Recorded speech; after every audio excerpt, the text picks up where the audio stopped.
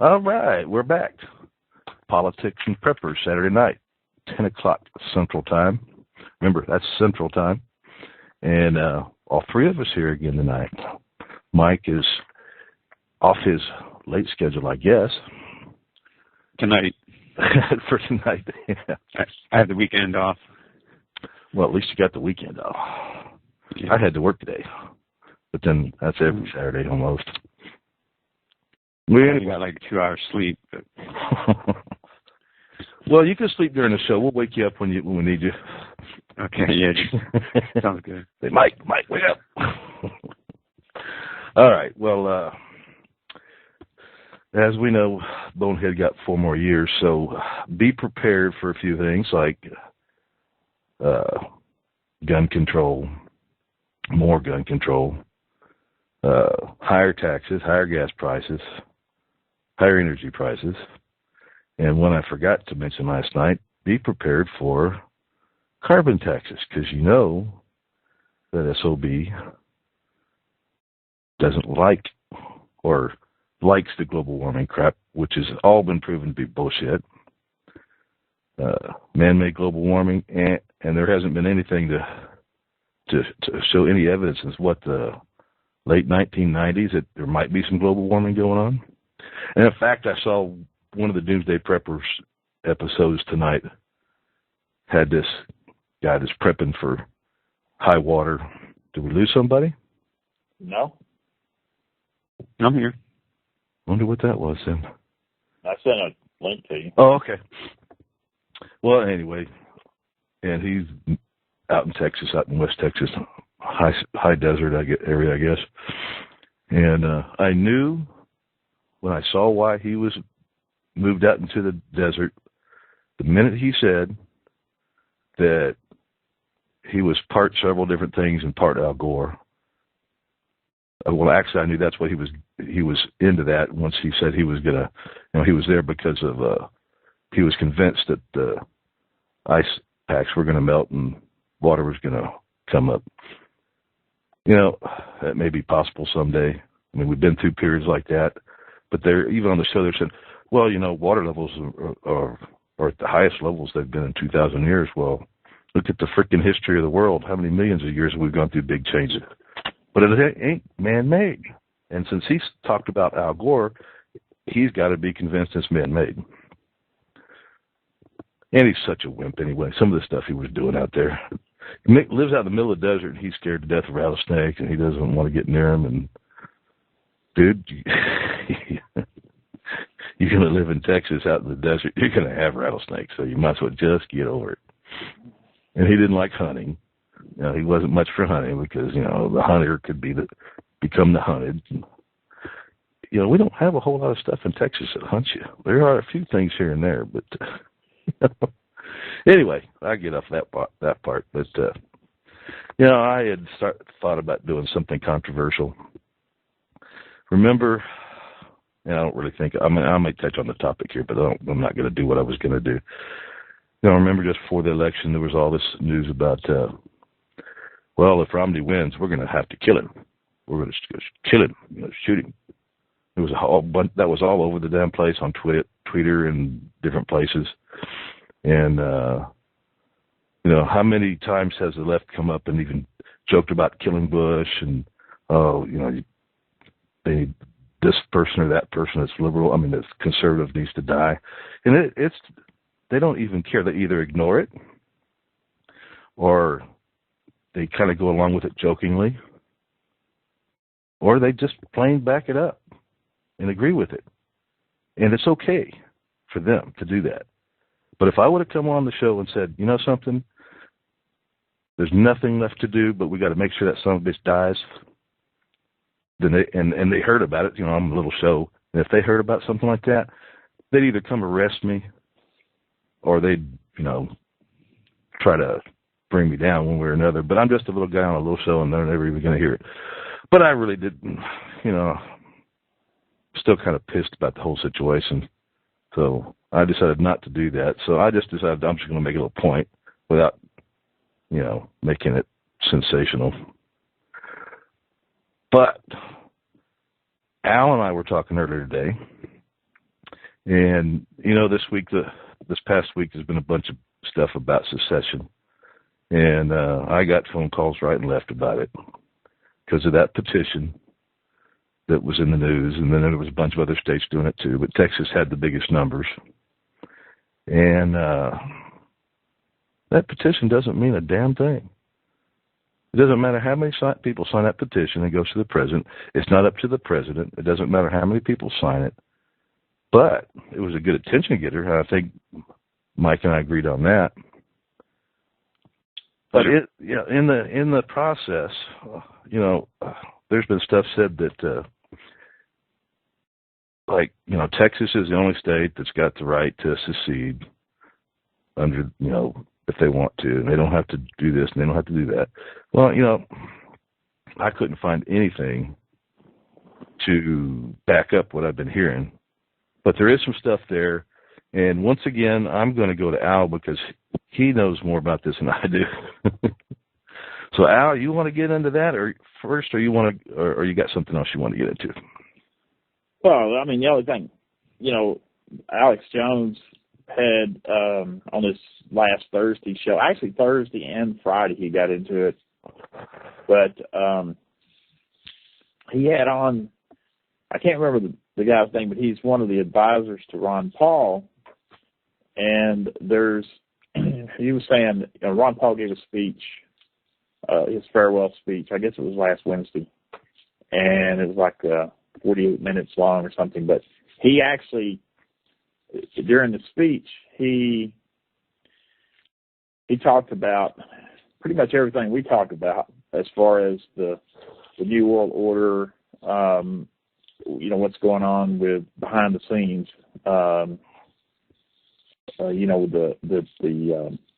the attempt to collapse this country, Federal Reserve, of course, he's always on the Federal Reserve, but anyway, and basically how the government is completely out of control, has been taken over by the globalists. And so anyway, what they were saying was, when he finishes up his term, which will be January the 20th, as when he's out, they're going to push forward with trying to basically get as many states as possible on board, either at the governor level or the legislation level or whatever, and basically not really succeed, but sort of a reverse succeed, I guess, where you basically just put together form a new government, and back to the Constitution, just sort of a reboot is what they called it. And so anyway, Alex Jones has kind of taken it from there, and he's been laying out the plans on how to do that during Thursday and Friday show. And that's probably about the only way I see it really happening. I mean, I do believe that if this doesn't work, you will see eventually states will start to succeed, or groups of states will get together and succeed, 2 or 3 of them at a time or whatever. But it's not, I don't think things are going to, continue like they are. But the problem with it is, like with this petition that was going around, now there was talk within the administration about possibly rounding up these people, which is a lot of people, over 1 million people, I think. Some talk was rounding them up as because they're traitors. Even some people were calling to deport them. There was also talk about saying that they should all have their guns taken away because they were now traitors because they wanted to succeed. But I was talking to Jim, called me that night to tell me about that petition, and we were talking about it, and I go, well, if this petition starts to get enough numbers, they're going to start doing something to try to scare people so they won't sign it, which really doesn't matter if they sign it or not. It doesn't mean anything. But then the next day is when I started hearing that they're talking about getting the information about who signed it and coming after them, either taking their citizenship away or what you just mentioned. I didn't know exactly what it would be, but I knew they'd do something to try to scare people. and I'm sure that a bunch of people would be. But it really, like we were talking about earlier, how many people that didn't sign it would step up if it came right down to it? A whole lot of people. I don't know what the numbers would be, but for every one, there's got to be a whole lot more. Whether it be 100 to 1 or 1,000 to 1, I don't think anybody knows the numbers. But I would like to see it. But you were also kind of explaining what you had learned over time about how Texas could secede. So I'm going to step back and let you go into that, because we were talking about that earlier. Because I was saying it's not like that. A lot of people were thinking that Texas can just go secede, but you said it was. You explained it to me. Could you do that again? Are you talking about the dead men's contract? Or were you talking about? I'm sorry, like the contract, dead man's contract. Well, yeah, you were talking about you couldn't find anything on the internet about it. It says, the question, about whether or not Texas has the right to secede, and I was just did a little brief look on the internet, and it says that it's a heavily popularized bit of Texas folklore. It says no such provisions found in the current state constitution are the terms of annexation. However, it does state, of course, Texas was annexed. However, it does state in Article 1, Section 1, that Texas is a free and independent state subject only to the Constitution of the United States. Note that it does not state subject to the President of the United States or subject to the Congress of the United States.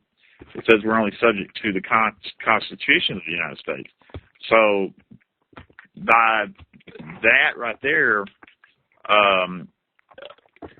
means that Texas can basically ignore any law that's contrary to the Constitution. In other words, we can just stick strictly to the Constitution and nullify anything that's not that we don't deem as constitutional.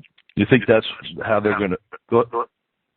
Was it echo there? Do you think that's what they're doing with Texas now? Talking about working about the TSA, the new laws they're going to try to pass.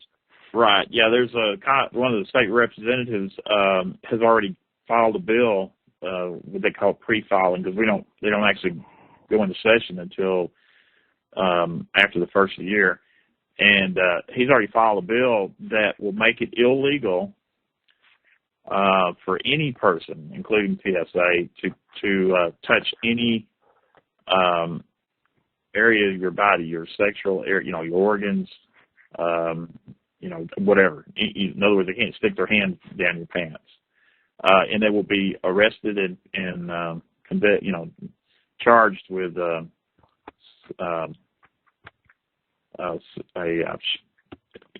sex offense for doing that, and that includes the TSA, and it states TSA. You can't be forced for a search to use any public transportation or attend any public venue.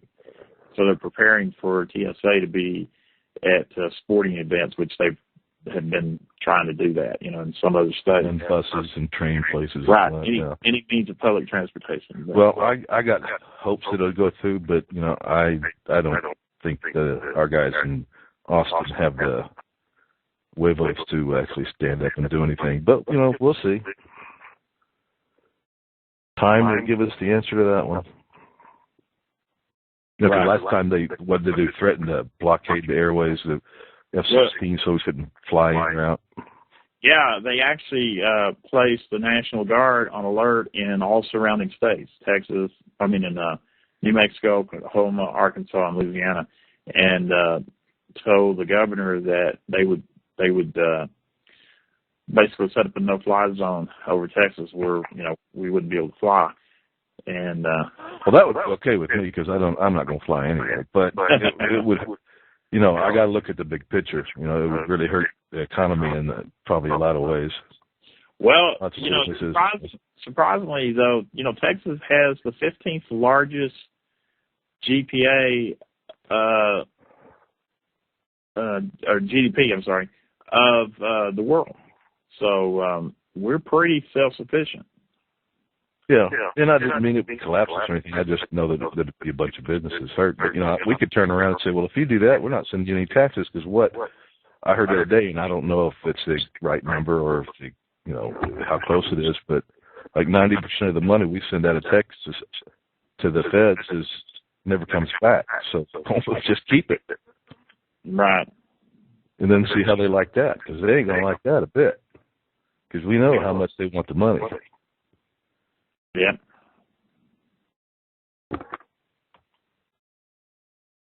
Well, is there anything else in the news, political-wise, anybody wants to bring up?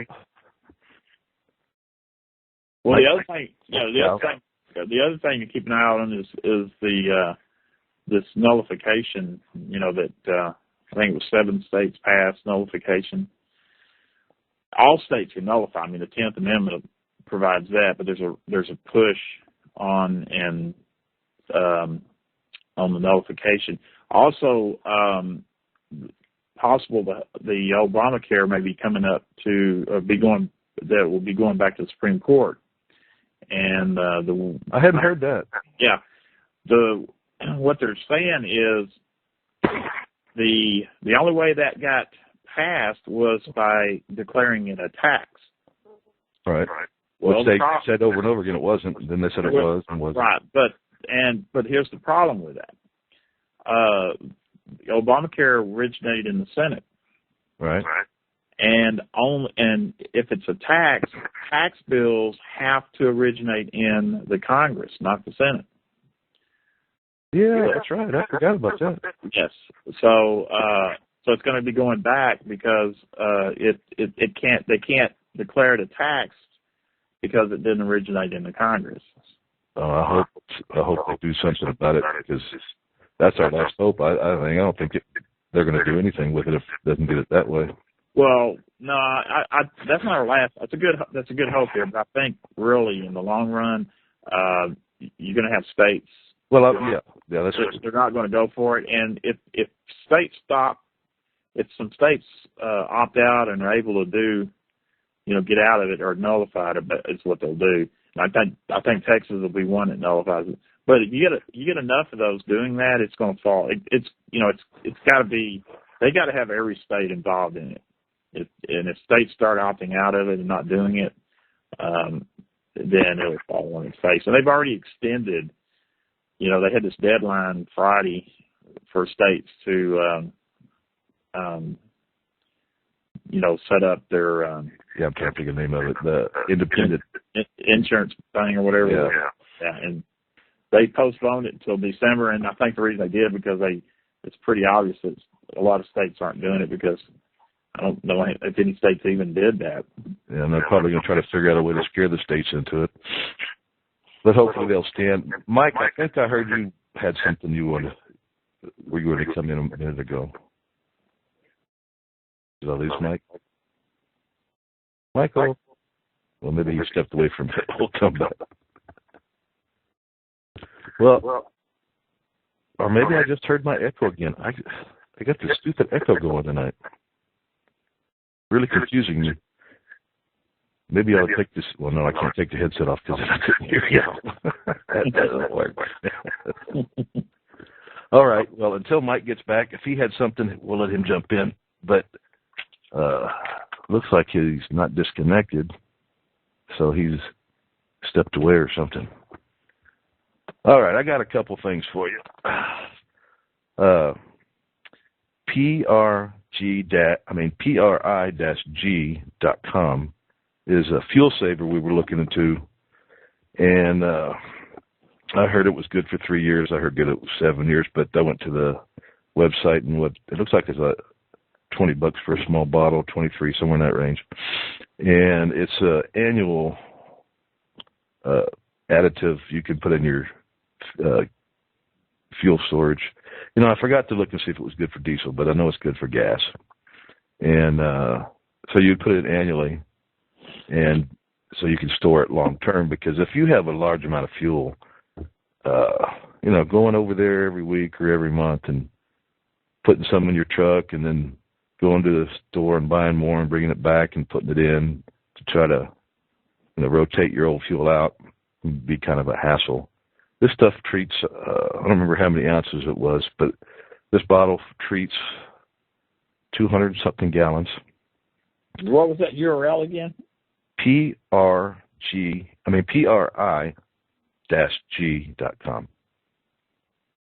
That's got to be wrong. Got to be wrong, huh?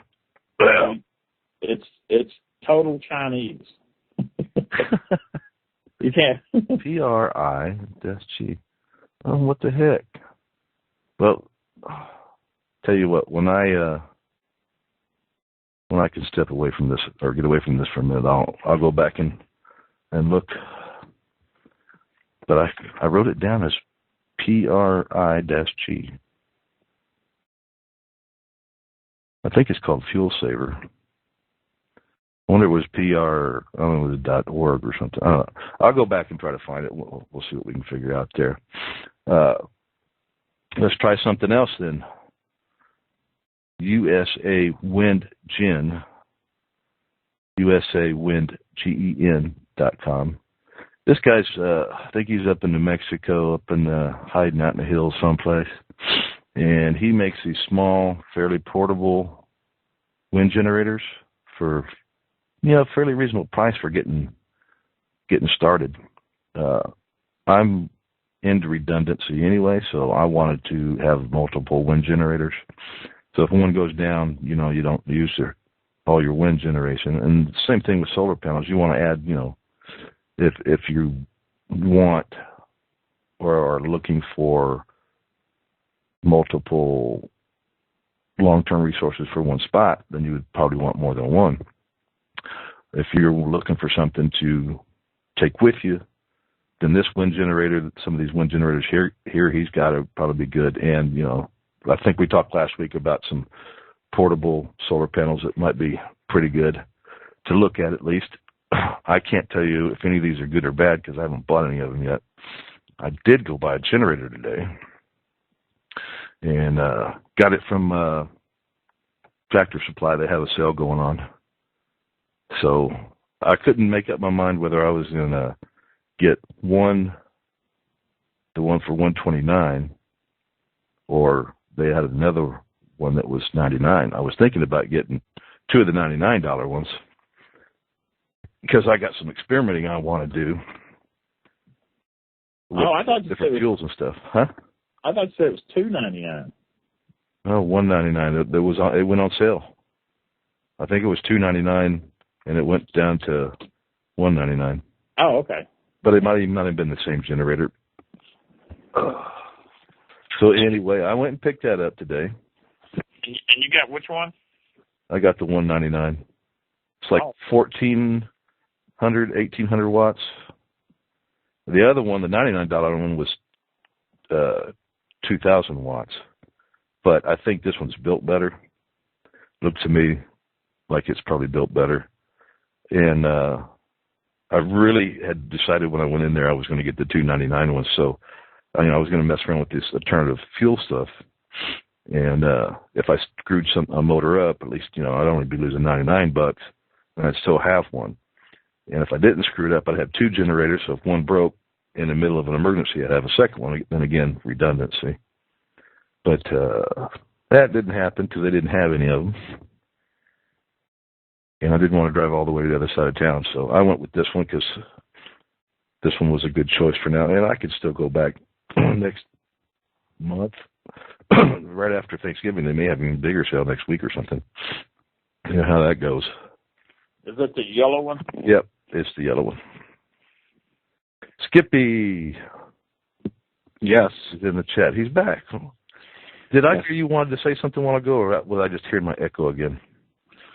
No, I was probably telepathically talking to you Okay. from the other room. I had to step out for a minute. Yeah, well, I thought I'd heard you try to say something a while ago, and then I wasn't sure if I was hearing my echo or if you wanted to say something.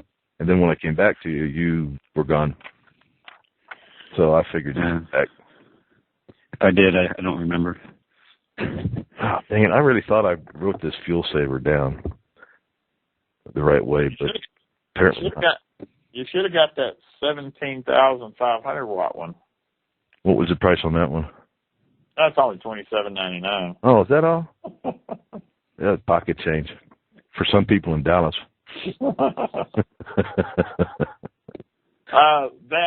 Gas treatment, you can just go to Amazon and do a search on PRI-G, and the website is actually batterystuff.com has it. If you just Google search PRI-G, a whole bunch of stuff come up. The company is actually PRIproducts.com. PRIproducts.com. Okay. Yeah. I don't know how I got there, but anyway, I knew something was goofy there. Let's see. So I touched on that. All right. And right now I'm working on, I did a bunch of checking up on setting up the battery system for wind and solar power. And that reminds me, I think after a while, I wanted to get a generator just so I'd have one, but I think I'm going to go get one with a battery, electric start.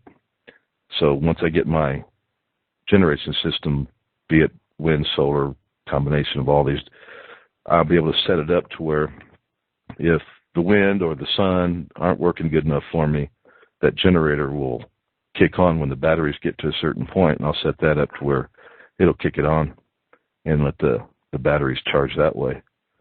But that's another project for the future.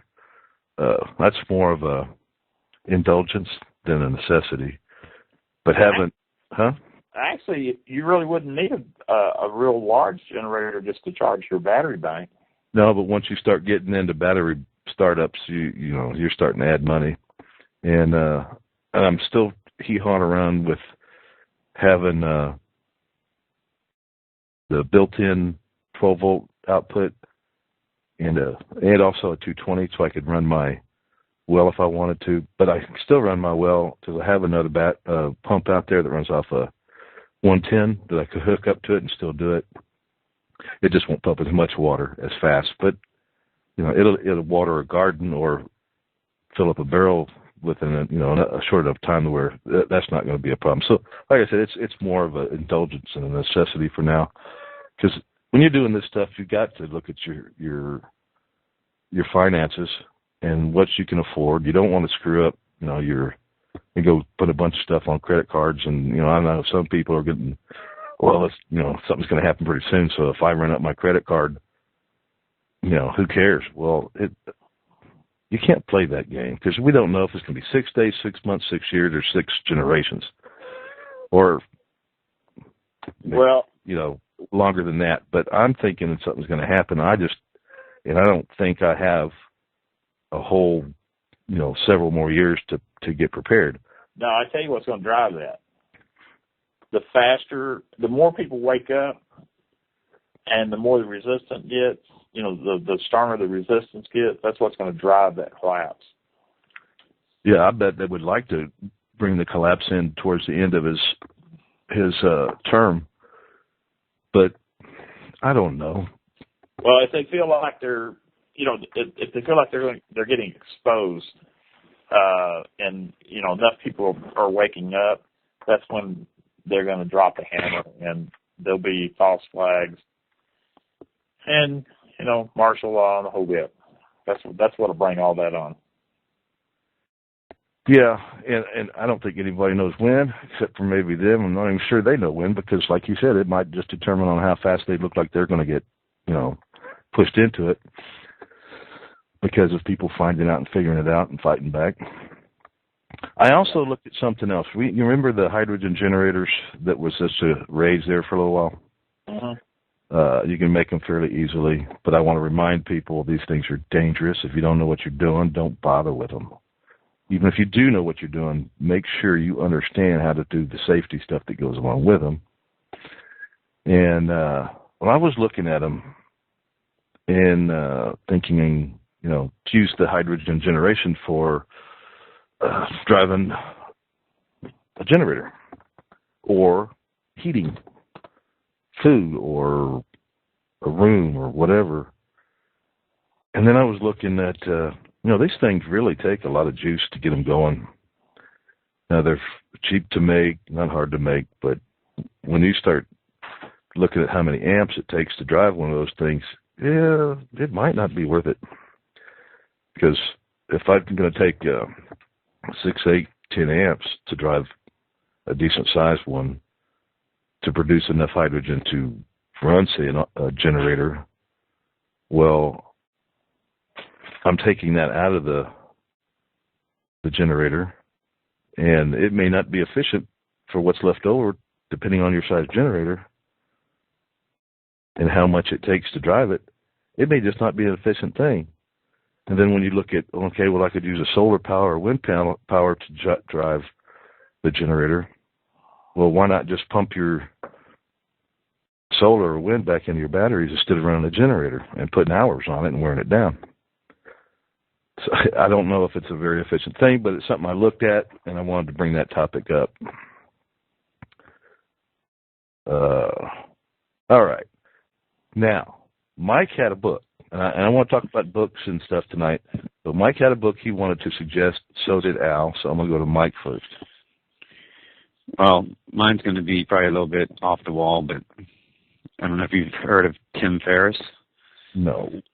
I mean, Al probably has. I don't know. He's the author of The 4-Hour Workweek. Yeah, okay, I know the book. Yeah, and The 4-Hour Body, which is his second book about health and fitness and higher performance, which I want to get that book too, but I haven't got it. But he's coming out with a new book Tuesday. I already got mine ordered, and it's called The 4-Hour Chef. This thing's 675 pages, hardback. I mean, it's a massive book. You could probably prop up your coffee table with it. But anyhow, it's basically he was always afraid of learning how to cook. So he throughout his, I don't know if you know, probably if you're not familiar with the guy, he's all about like increasing performance and being more efficient. And, you know, the 4-hour work week kind of implies this 4-hour brand of his implies getting more done in less time, or you're cutting out what's not effective or not beneficial. So anyhow, but this book isn't really just about cooking. It's the process it's his process that he goes through to learn something new. So he's taught himself several different languages, and he's developed this process where he can learn them quickly, like within months or weeks. Hell, I still haven't learned English. Yeah, exactly. So his book where he walks it through his process, where in 6 months he taught himself how to be like a culinary chef, I guess. I don't know. I haven't read the book yet, but I've listened to a couple interviews with him talking about it. And he also touches on a lot of different things, like how to teach yourself different languages.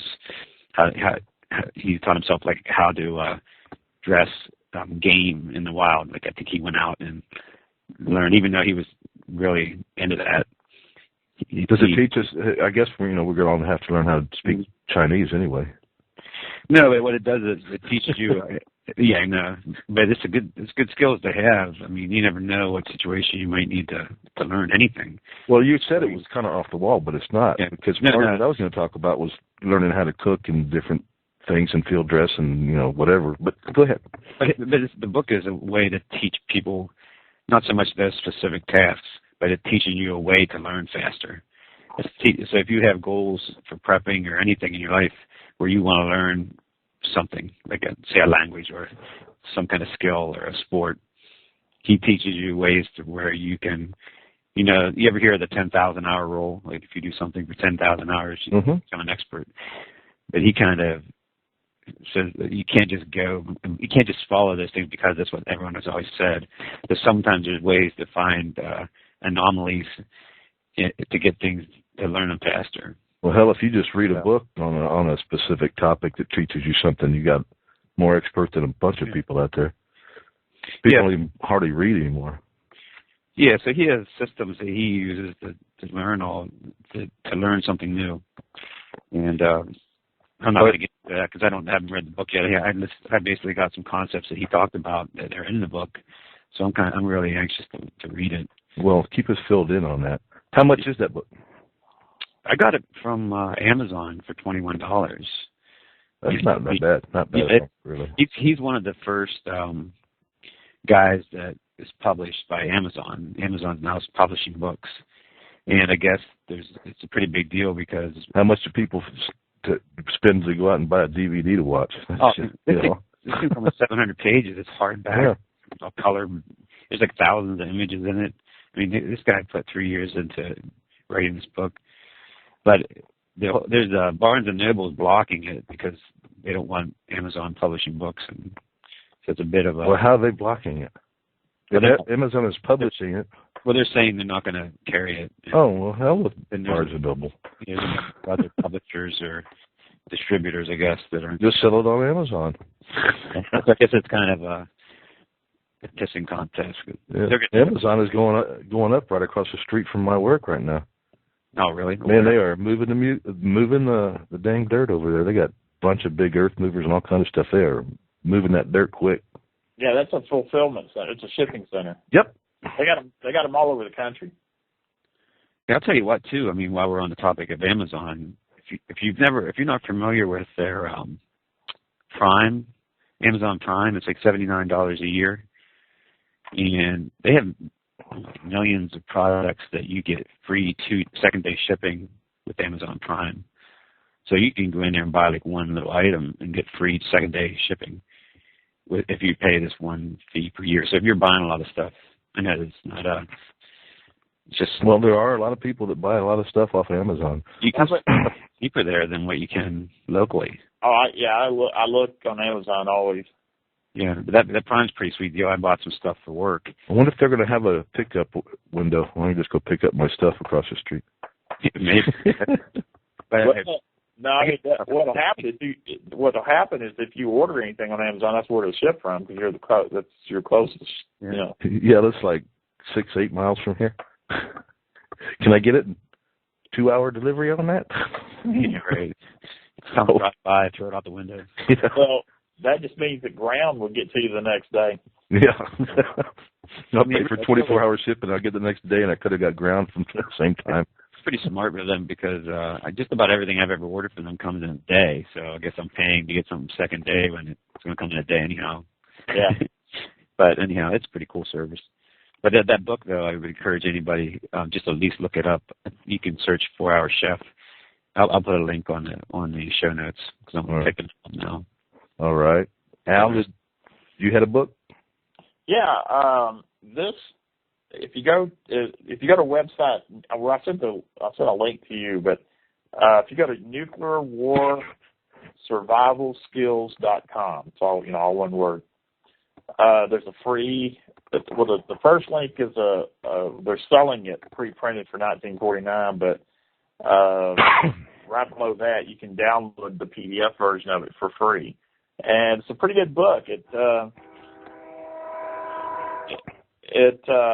goes into detail on how to survive a nuclear attack, the radiation, how to prevent radiation poisoning, a lot of stuff that most people don't realize about nuclear bombs. I mean,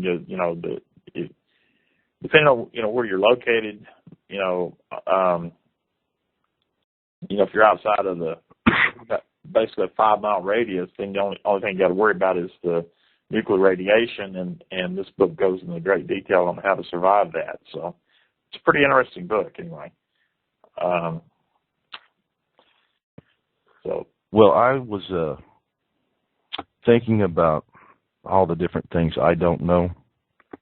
There's a lot of things I do know about this topic and the skills I'll need to survive pretty much whatever happens, but there's a lot of them I don't know.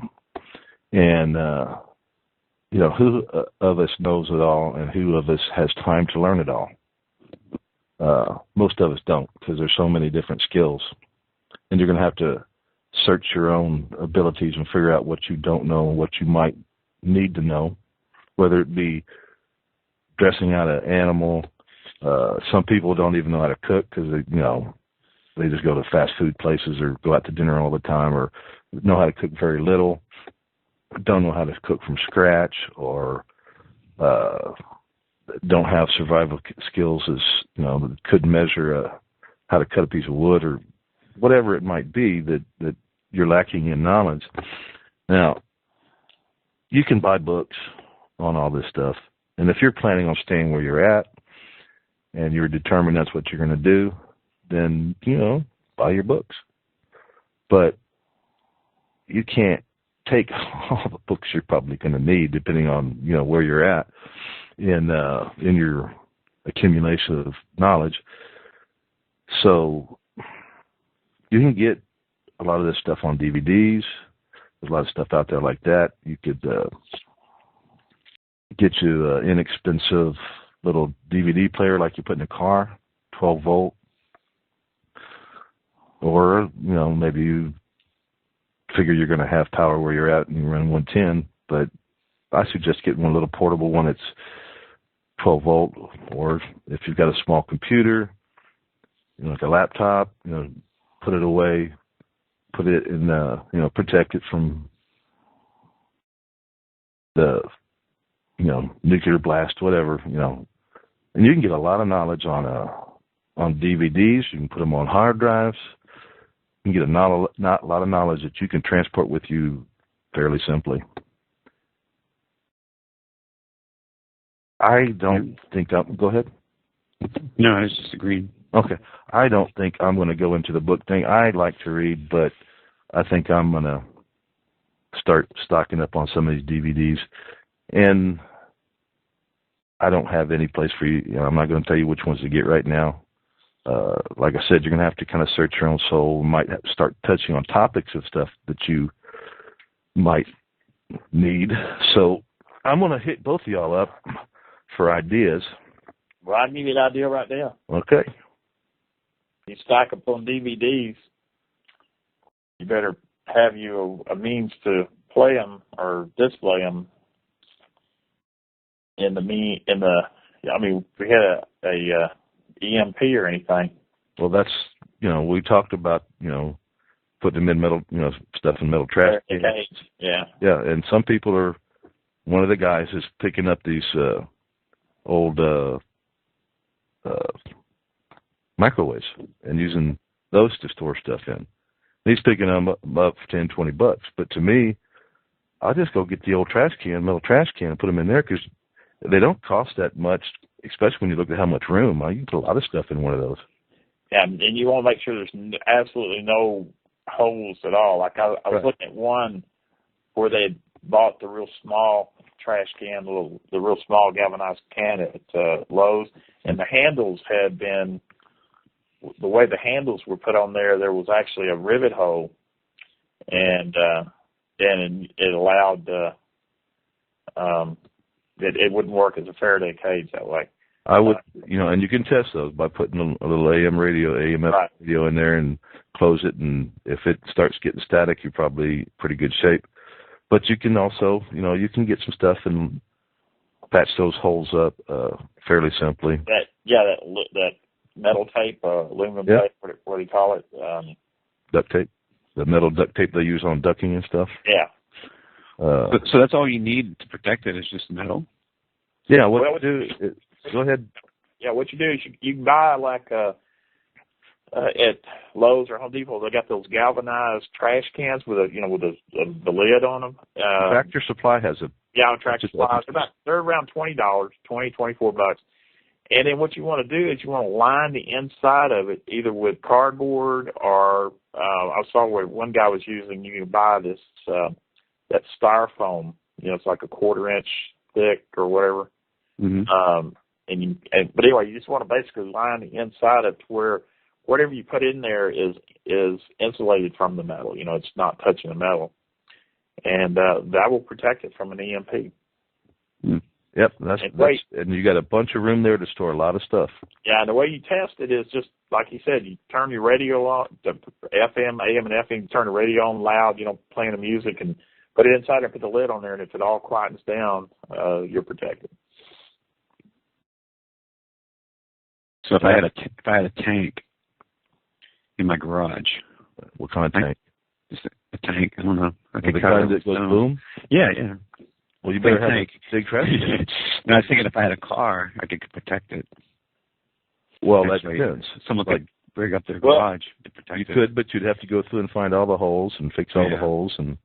Well, there's actually I saw where you can buy. I haven't looked it up yet, but I was hearing about it on on a podcast you can actually buy Faraday bags that, and from what I was from what they were talking, it was one that was big enough you could put your car in.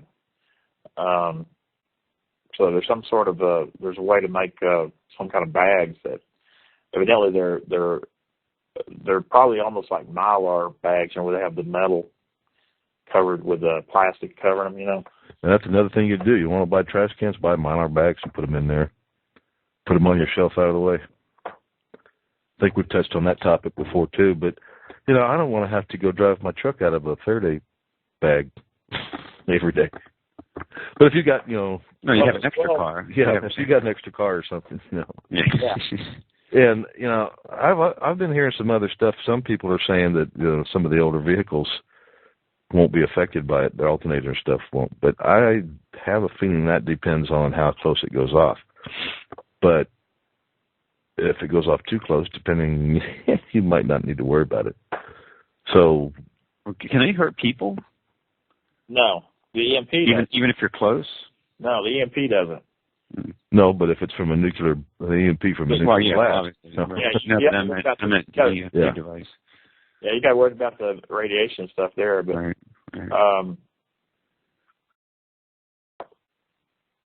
I mean, because our systems are there's electric, going through our nervous system and our heart. I thought maybe it could do some damage if you're close.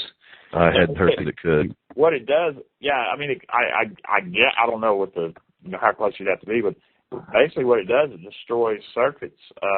Well, I think it's the reaction with wires and wires.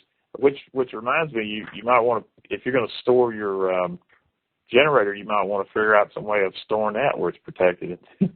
Well, it's going to go in my pump house, and I'm going to turn it kind of into a Faraday cage. And they've got kits and stuff or different things you can do. There's all kinds of stuff out there that I could do that to the shop, but I don't think I'm going to go that far with it because I don't have an extra vehicle anyway. But I am thinking about it. Get me an old Jeep or just some four-wheelers or something. Because if everything else goes bad, what's a generator help you? I mean, if all your heat, what would you run? That's how the electronics are shot. Yeah, that's why you got the Faraday cage to put, some stuff in, and then you got, I guess so. You got your gas stoves and stuff, if you cook in camping stoves and stuff like that. So you try to cover all those bases, and then you look at, there's certain things I'm not going to be able to protect unless I want to, go buy a little heater, air conditioner, window unit and put it in a Faraday cage, or it depends on what your budget does and what you think you're preparing for. All this stuff, you got to kind of look at it and budget out, and hopefully you get where you want to be. Well, I mean, the kind of stuff you put in there, I think, what I'm doing, I've got some of those wind-up flashlights, the LED flashlights where you wind them up for a minute and it gives you like 5 minutes of light. And you got the little ones you shake, you got the ones you crank. Right.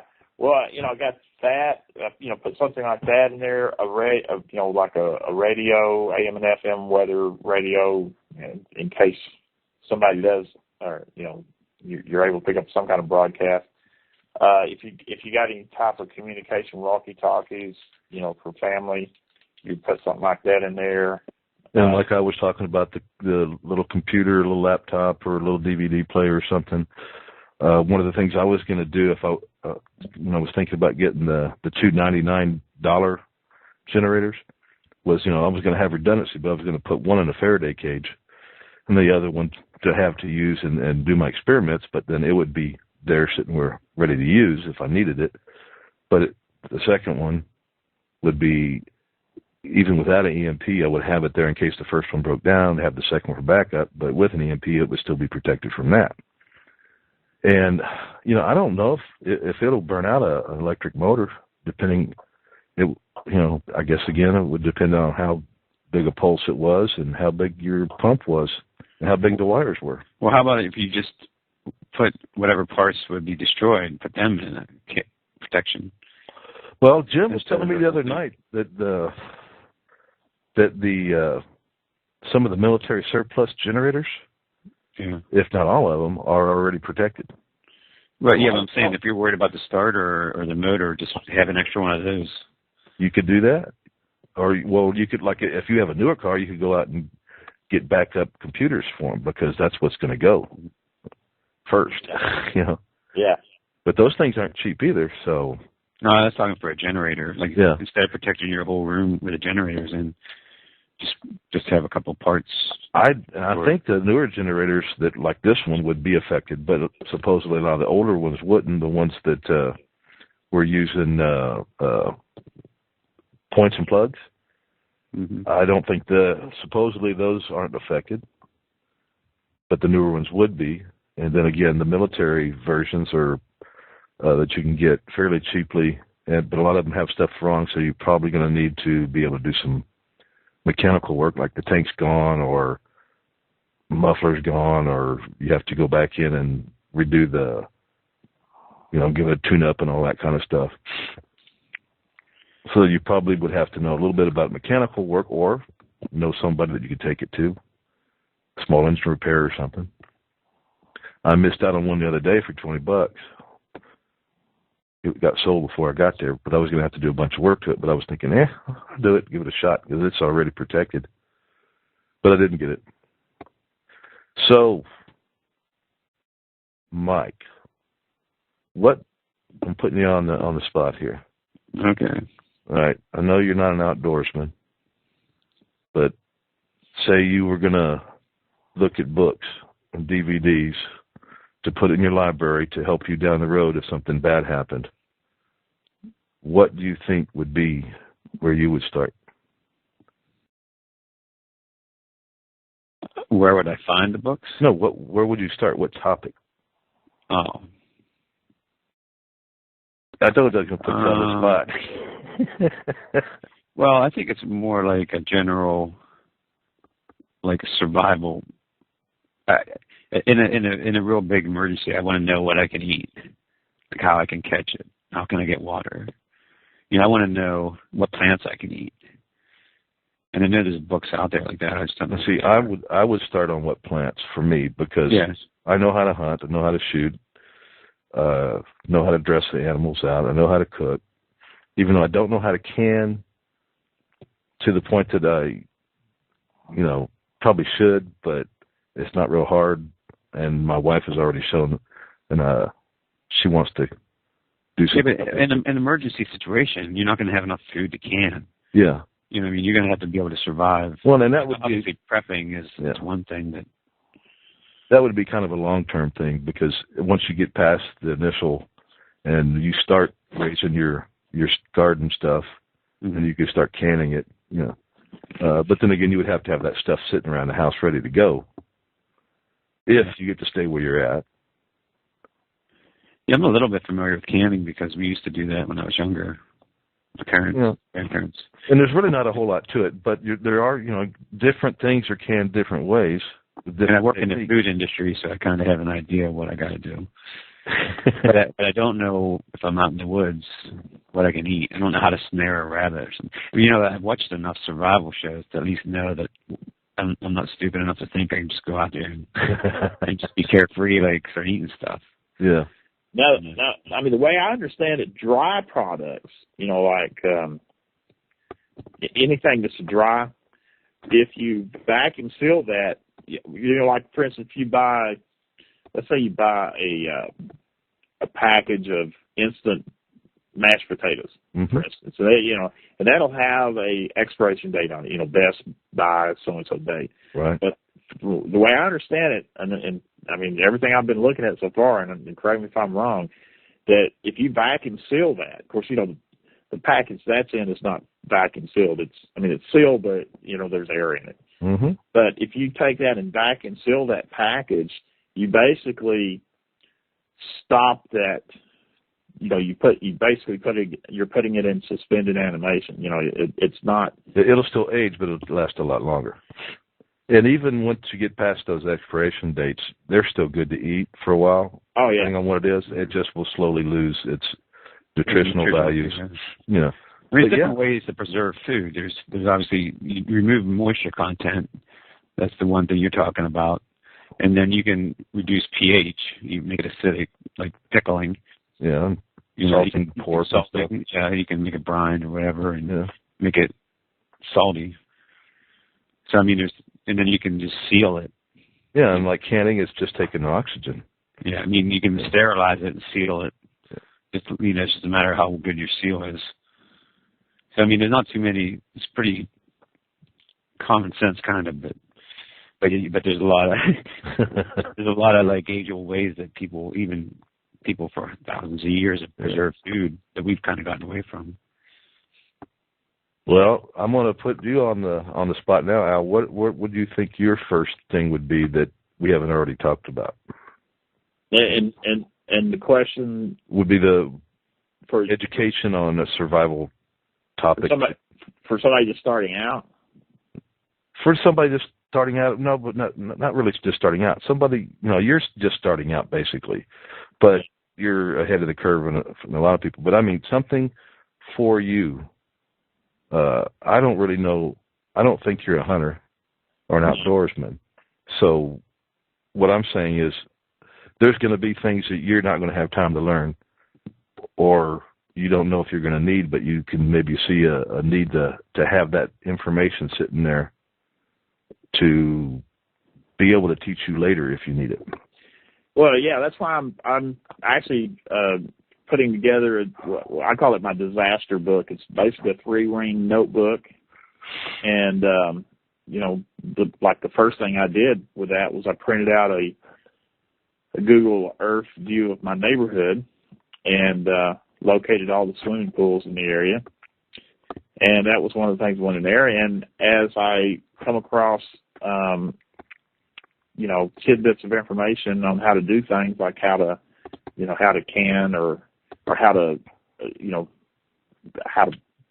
plant, or, how to, for instance, like when I was looking at the other day was how to, do sprouting beans. You can sprout beans and, within 24 hours you got something to eat.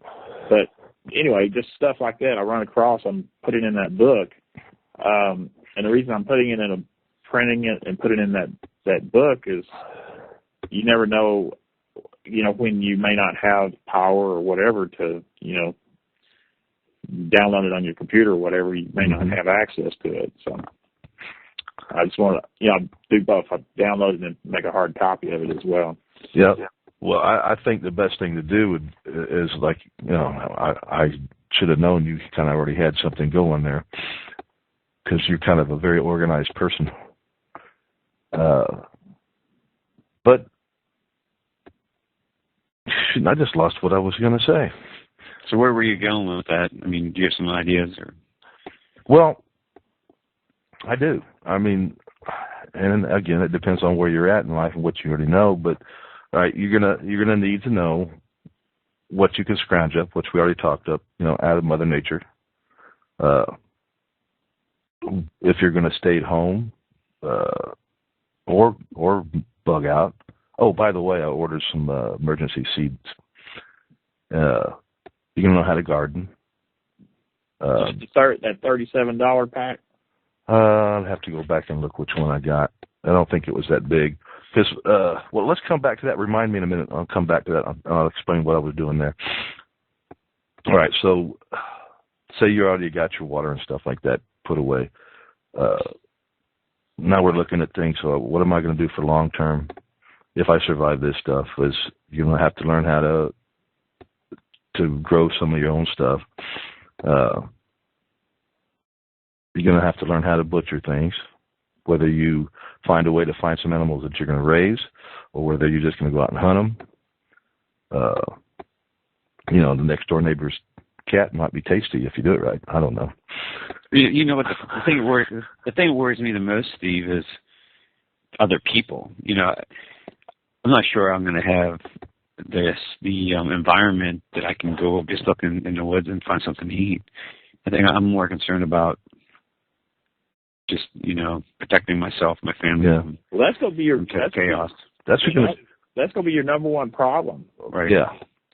But this was really going past the initial 3 weeks, 3 months, 3 years, whatever, into the long term where things kind of calming down. Right. And you've lived through all this stuff, and now you've got to start doing something else, because no matter how much food or stuff you got put away, you're still going to come to a time, if you live long enough, that you're going to need. When the Twinkies run out. Yeah. Damn, they're going to run out quick, too. Unless other company buys them out. Did you hear the kind of union rules they had, though? No. Did you know, not to change, just real quick. That's fine. Did you know that a truck that was going out making the delivery to a grocery store, that truck could not have both Twinkies and bread on it, or, sweets and bread. They had to do 2 different trucks. That's unions for you. It's still and not only that, the driver was not allowed to unload the truck. So they had to have employees at the other end to unload the truck, and they couldn't. The guy that unloaded the truck, one guy had to be union too, huh? Well, but he could only they the same way with the truck. The guy that unloaded bread had to be a different guy to unload the sweet stuff. Ridiculous. So that's why they were in trouble. Yeah. The unions killed them. Well, of course. But the unions don't give a shit. But all those guys are out of business. I mean, they're out of jobs now. You deserve it. You participated in this crap. You put your future into that union, and now you're screwed. The only guys that aren't out jobs are the union guys. That's right. The upper union guys. And I tell you what, those people would have had just as good a job being non-union. I've never been union in my life, and I've always made decent money. And I can remember one time when I was working at the Dallas Times-Herald, which is a newspaper, which is no longer in business. My wife was she ran the benefits department, and so they provided insurance. Every year they you have to do enrollment on your insurance, whatever, and you learn what your new rate is going to be, whatever. And so anyway, they had their union negotiation for their participation in the insurance. And so anyway, I don't remember the exact numbers here, but let's say my family plan was $25 a week for insurance. Just an example. There's probably a whole lot more, but let's say it was $25 a week. Well, the union when they came in for their negotiation, the first thing the union guy did, he slams his fist down the table and says, "We will not pay a dime over $60 a week." We were paying 25, let's say, and I just remembered it was more than twice what we were paying. And you know what she said? Fine, $60 a week it is. So, they came in demanding something without knowing what the company was even offering. Yeah. And right. And that's what you have when you get unions involved. So here we are, we're paying less than half of what they were paying for our insurance. Well, this union stuff, they're going to be part of this. This is going to get worse. They are part of the backbone of this crap, and it's going to get worse. And these people are going to pay the price, and then they're going to say, "Well, why aren't you helping us? All these taxpayers out here that are working hard, they have to help us." I tell you what, if you have Netflix, any of y'all have Netflix? Oh, I used to, but not anymore. Okay, there is a series on there called Jericho. Oh, I remember that name. Oh yeah, me and my wife were big Jericho fans. Okay, remember that if you watch that and you really look at what's going on there, it's pretty much our future. I think that's why they canceled it. Yeah, the government made them cancel it. Probably. It was big. I mean, doubt it. There was a big corporation, that mercenary company, whatever that J&R or whatever that company was. Right. They were in control. It's like a coup, basically. Yeah, they were in control. And but the thing about that, you were talking about having to take care of yourself. I mean, you had one town that attacked the other town because they had more food than them. Friendships were they went by the wayside. And that's the problem we'll have, is even after things supposedly settle down, because a lot of people are going to die off from starvation, and your neighbors down the street are going to die from starvation or whatever, unless they go to the FEMA camps. But even once things, if there is going to be a FEMA camp, but once things settle down, you're going to have groups of people that are going to be going around raiding to provide food for their families, Yeah, because we don't know how to live off the land anymore. Exactly. 95% of the people don't panic. Yeah, so that's why I was saying earlier that that's going to be your number one problem is going to be, security. And then, having food and stuff, maintaining or getting food or growing food or whatever, that's going to be secondary. It's going to be hard to grow food, I think, in that environment because, every time something pops out on a vine, they're going to be like they're going to be like looking over your fence, watching for something to pop out on a vine, and you got to just. Well, part of the other things I was thinking of, and again, it depends on the scenario, the situation. You may have to need to learn how to do some carpentry work, repairs on your shelter, whether it be your house or somebody else's house that's gone, and you find a house out in wherever. Maybe you got a cabin someplace out in the hills. You're going to have to learn how to do some of the maintenance on that. If you've got a vehicle that's like your bug-out vehicle, and that thing survives all this, and you get in there, you're going to need to learn how to do maintenance on that because, you can make things to make it run, like alcohol and some of the other stuff we've talked about. I won't go into that. Some of these projects I'm talking about doing, you're going to have to know how to use your hands and some of the tools. And for some people, they're going to have to learn how to use their brains. Yeah, you need a Cuban friend. They've been driving 50-error cars since the 50s, and yeah, and still doing it. Keep them going. They learned how to make parts out of nothing to fix them. Well, there are companies that are still building parts for those things, just for that purpose. I think there's some places in Mexico and South America still building parts for some of those old vehicles. Wow. Well, I think you could probably go on and on about the different things you might need to know, but it's a topic that we've touched on, getting people to think about it, think about where they're at, what they might need. Now, there was something I wanted to come back to. I told you a while ago. Remind me later to come back to it. The seeds. Oh, the seeds. Okay. I was looking at the seeds, and I'm buying smaller packages from some different companies, and I started just with one, but the cheaper ones. I don't think I spent more than $15. Non-GMO? Yeah, non-GMO. Heirloom. Non-GMO stuff. And the problem here is, what I was looking at is a lot of this stuff you see may not grow very well in the region you're in.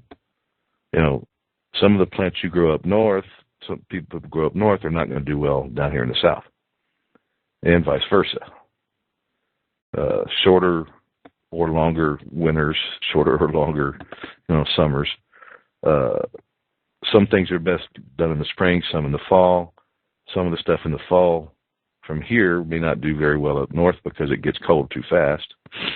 And so what I'm going to do is I'm going to buy some of these just to kind of check them out,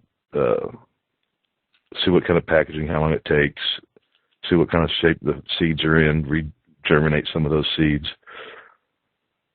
see what kind of quality of seed we're getting. Depending on how well they're packed, depends on how long they'll last too. But I would suggest that you find a reputable place in your neighborhood that sells seeds, and I don't mean the big stores. I mean the little ones, not the landscaping, but the nursery. Yeah, the nurseries that know what's going on. And not just any of them know what's going on. You'll find yourself a reputable one that has some good, knowledgeable people that know about the soils in your area, the kind of stuff that'll grow in your area. And then go buy individual packs from them or order them through them to give them, don't go down there and then get all that information and go buy them offline. Order them through them. They just helped you with that information. So go through them and pay them back, because they don't cost that much to go buy a few packs of seeds every couple of weeks, and or just hell, you can get a bunch of seeds and then you come back and pack them in something suitable for long-term storage. Yeah, and how would you store those? I would put them in. Personally, I would freeze them. Last longer. But you don't have to put them in storage. You can put them in these Mylar bags. Looks like we have somebody on. Vacuum sealed? Yeah. Ripweed 420. Skill sets are the best prep of preppers you can have. Do what? Skill sets are the best preps you can have. Skill. Oh, yeah. Yeah, and that's one of the reasons we got on the topic of the books and DVDs and figuring out where you're lacking in those skills. Yeah, that was Tim Ferriss's book. He talks about his method for learning fast. I just want to touch on this real quick because I think it ties in good.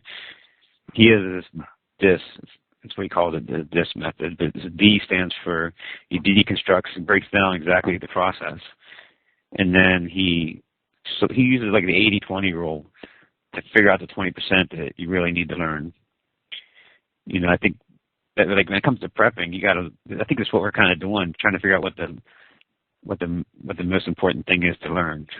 Mm-hmm. And then focus on that instead of, it's going to be really overwhelming.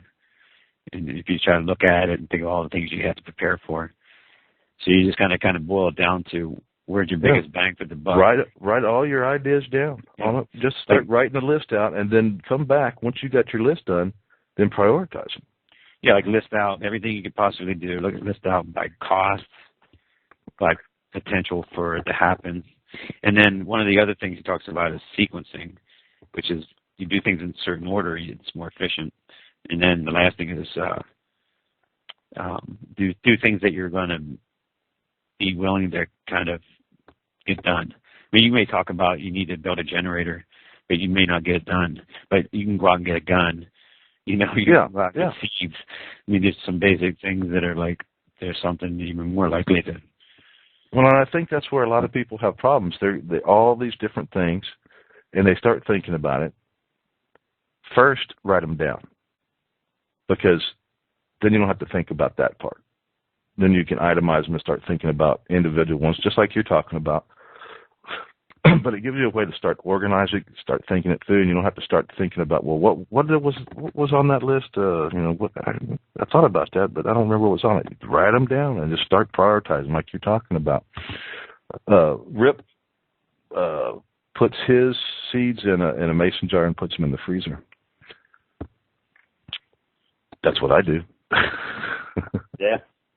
Well, I think for people that, I don't know if we're talking about people just starting out. I think the initial focus, is buy rice and beans initially. Yeah. And $200. It's easy and cheap. Well, yeah, for $200 you can get about 3 years supply of food with just rice. You'd be living on rice and beans, granted, but that's better than nothing. It's better than going hungry. Rice and beans and water. Rice, beans, and water, and then you can go buy some canned stuff, chilies and stuff you can pour on those beans or pour on that rice. Right. But then that and rice, beans, and, well, it's the 3 B's. Beans, bullets, and Band-Aids. But rice and beans, some water, and then a way to protect it. And then that's another one that you might want to get a book on, bandage, first aid. Yeah. As far as firepower, and also some kind of stove or some way to cook it. But as far as weaponry goes, I've got a variety of weapons. But have you got the books on how to fix them? I can fix I've got enough weapons that if one breaks, I got more. but what I was going to say is, I've got a fairly decent supply of my 9mm and my 7.6. A good supply of that.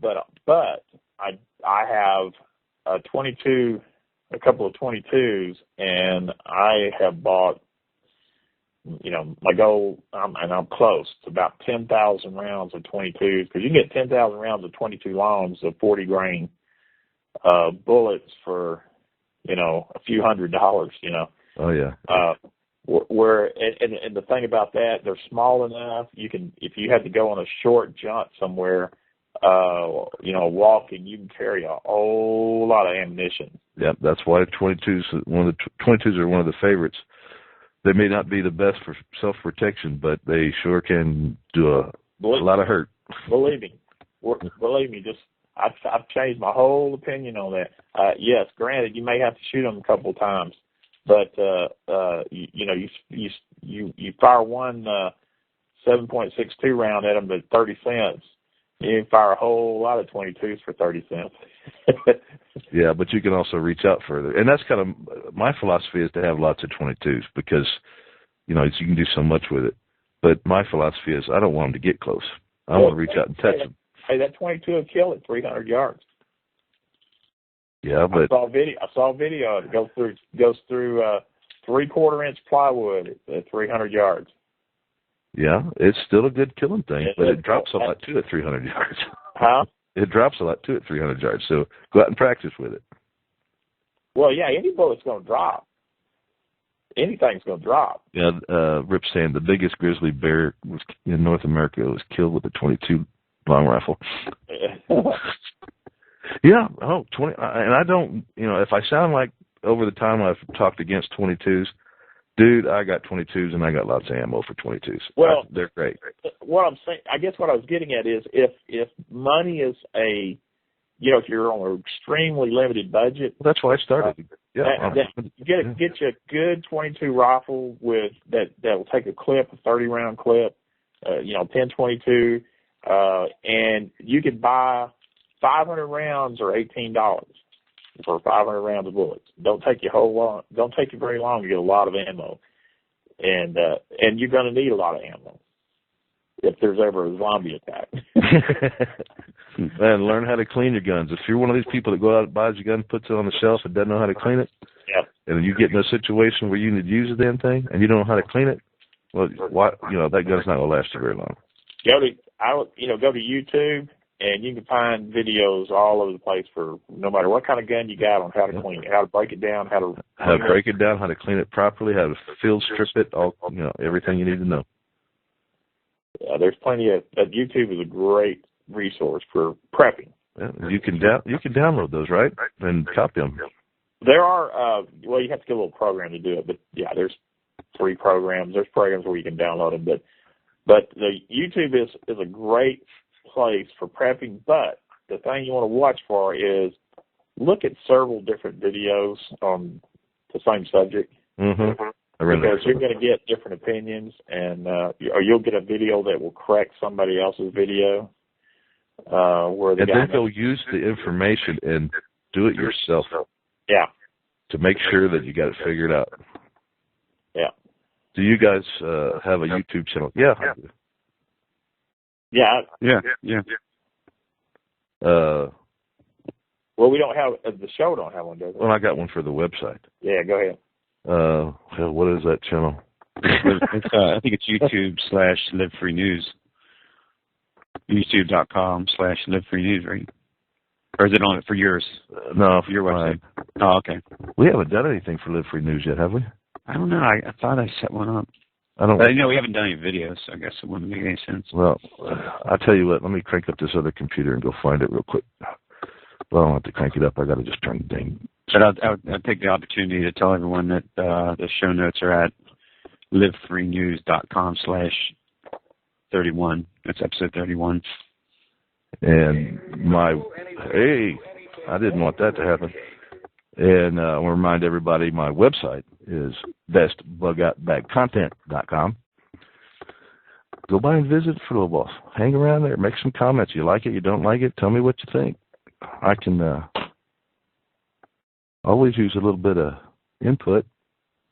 I'm trying to do this and get this over to my YouTube channel here. I ought to have this written down, but I don't. Come on. I remember it's, excuse me, bug out bag content or something like that. Come on. Where are you at? Do. Yeah, while you're talking about or looking for that, back on the 22s, I've got that, the 22 rifle I've got shooting that thing, and there's virtually no recoil. And, oh yeah.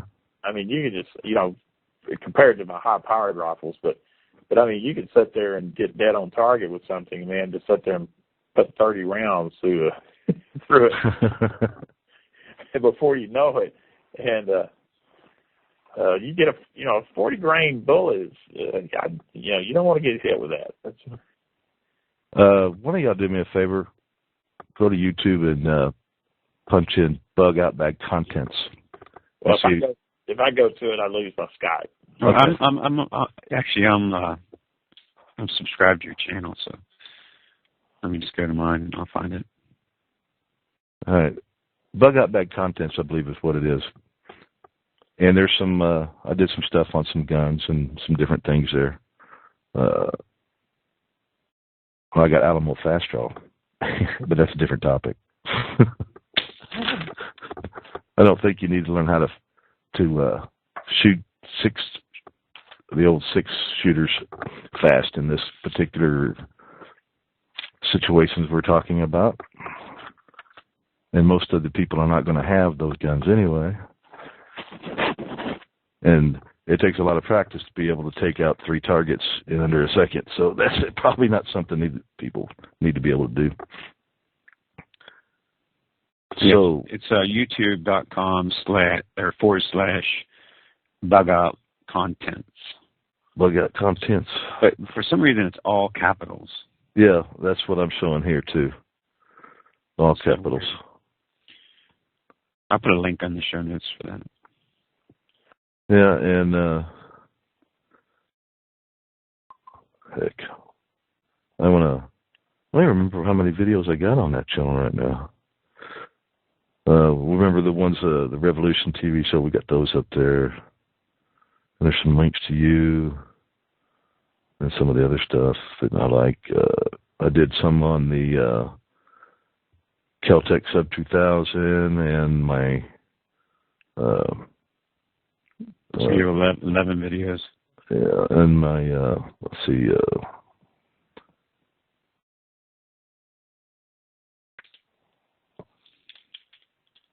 the Taurus, the Taurus Millennium PT 111. I need to add some more there, but I haven't got a new gun to add anything to for guns. And there's some for the website. I'm looking back to the website.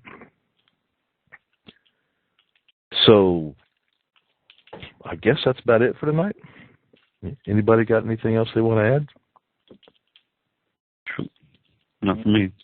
Well, I got one more website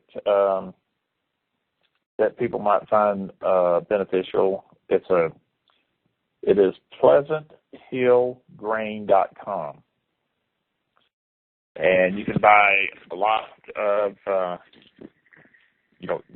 lot of different grains, non-GMO, already pre-packed in 5 and 6 gallon buckets. And, Rip, we just said he can't find the channel. I'll tell you what, look up Cool Kel-Tec Sub 2000 Bug Out Gun Part 1, or just don't even put part in there. It'll probably go straight to it. But it is Bug Out Contents. Yeah, capital. That's what I'm showing. I'm going to put a link up there. Yeah, put a link in the chat. Yeah. Yeah, okay. Just 1 second there, read. Can you should work. Can you put up a link to the website real quick, the Bug Out? Yeah, sure. Right. Well, yeah. Yeah. There we go. And Rip, if you want to come back next week, come on back and join in. But we start at 10 Central Time, and most of the time we're off about 11, but the last 2 weeks we've gone to about an hour and a half. So you never can tell how long we're going to talk. But if you do stop by there, man, leave a comment, get me some feedback. I'd like to hear from more people. I like to hear what people want to talk about, and hear what they're thinking and ideas. And,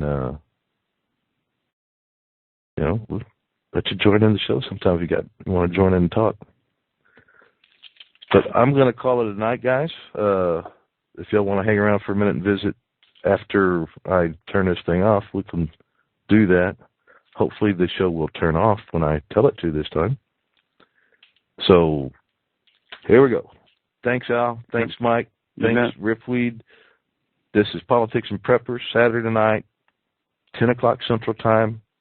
We're here. And if you're liberal, don't bother stopping by. We don't have time for you, and we don't want to hear your BS. And I'm being nice about it. Take it easy. See you next week.